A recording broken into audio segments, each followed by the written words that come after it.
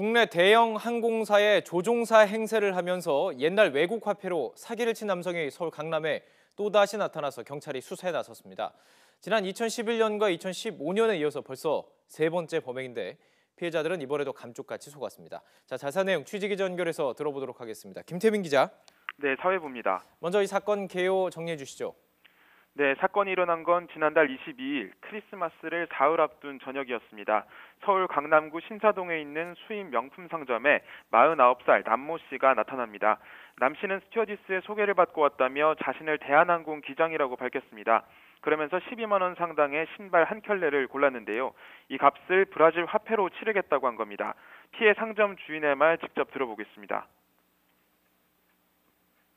브라질 화폐고 자기가 지금 막 귀국해서 공항에서 오는 길이라 우리나라 돈이 없고 외화밖에 없는데 이걸로도 결제가 가능하느냐.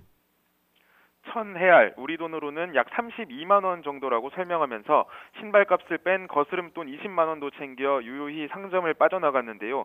알고 보니 이 돈은 1994년 브라질 화폐 개혁 이후 더 이상 사용되지 않는 국권이었습니다. 피해자를 안심시키려고 건넸던 연락처도 모두 가짜였는데요. 상점 주인은 그때야 뒤늦게 사기라는 걸 알아차렸습니다.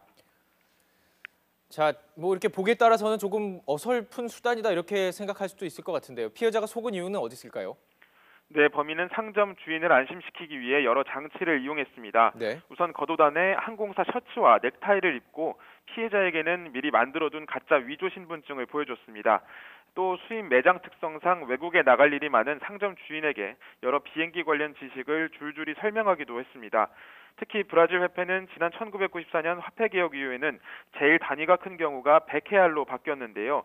일반 시민들은 이런 사정에 어둡고 외국 지폐가 생소하다 보니 남 씨의 말에 속아 넘어갔습니다. 여기에다 부인 몰래 신발을 사는 거라며 카드 결제가 곤란하다고 둘러대 의심을 피했습니다.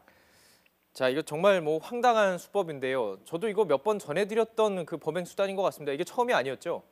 네, 그렇습니다. 남 씨는 이미 지난 2011년과 2015년 똑같은 수법으로 범행을 저지르다 두 번 모두 덜미를 붙잡혔습니다. 네. 지난 2015년에는 수도권 일대를 돌며 상인 30명을 상대로 약 8천만 원을 가로챘습니다. 이번 범행과 마찬가지로 조종사를 사칭하면서 옛날 외국 화폐로 물건값을 결제하고 거스름돈을 챙겨 달아났습니다.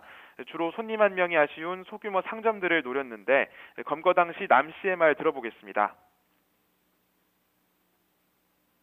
교도소에서 알게 됐습니다. 그거 이렇게 하던 사람이 들어왔었습니다. 3년 전 수사를 담당했던 경찰도 남 씨의 이번 범행 소식을 듣고는 황당하다는 반응을 보였습니다.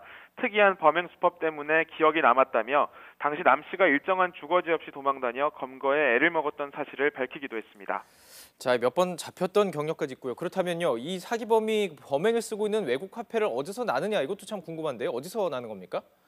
네, 지난 검거 당시 남 씨는 범행에 쓴 옛 외국 화폐를 인터넷 사이트를 통해 구했다고 털어놨습니다. 네. 실제로 인터넷 화폐 수집 사이트에 들어가 봤더니 지금도 옛 외국 화폐를 많아야 10,000원 안팎의 가격으로 판매하고 있는 걸 확인할 수 있었습니다. 모두 실제로 사용됐던 지폐들이기 때문에 위조 방지 문의 등이 남아있어서 의심을 피하기 좋았던 겁니다.